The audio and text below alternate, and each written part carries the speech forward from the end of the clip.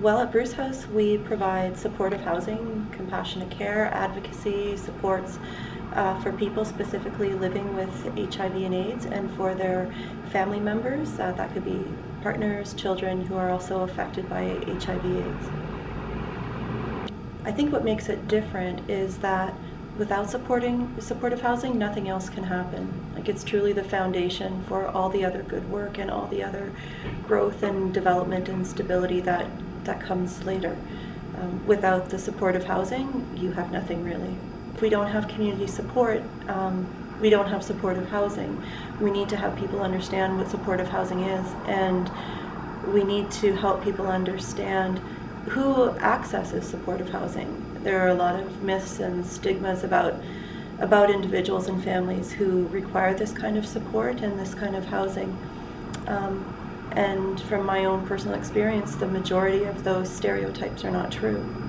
They work hard, they volunteer, they are active in our community, they give of themselves, they participate.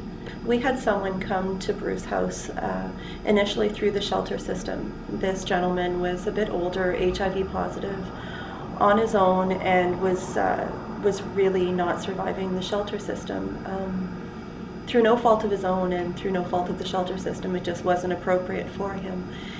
He came first to our transition house, where he became stable, was able to take his medications, just really ground himself and find himself again. And when he was ready to move on, we were able to provide him with a one-bedroom apartment. And what was wonderful about that is that at Bruce House, we were actually able to provide him with a subsidized supportive housing unit, and it was members of the community that came together to turn that unit really into a home. And so he was provided furnishings and linens and curtains and just all the little things that you need to make, a bare unit a home. From there, his health continued to improve. He was interested in developing his volunteer and leadership skills, and so was active through various communities to develop those skills, and is now very active within the community of his building, participated in developing a community garden this summer, and is now doing peer mentorship as an older gentleman living with HIV and AIDS. And so I think he's a perfect example. He's a wonderful tenant and an active community member.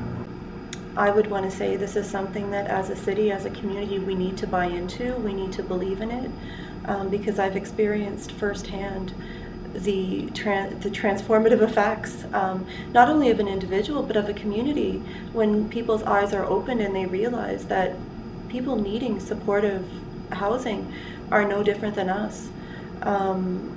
They have the same needs, the same desires. Everybody wants safe, clean, affordable housing. And once you have that in place, people can really spread their wings.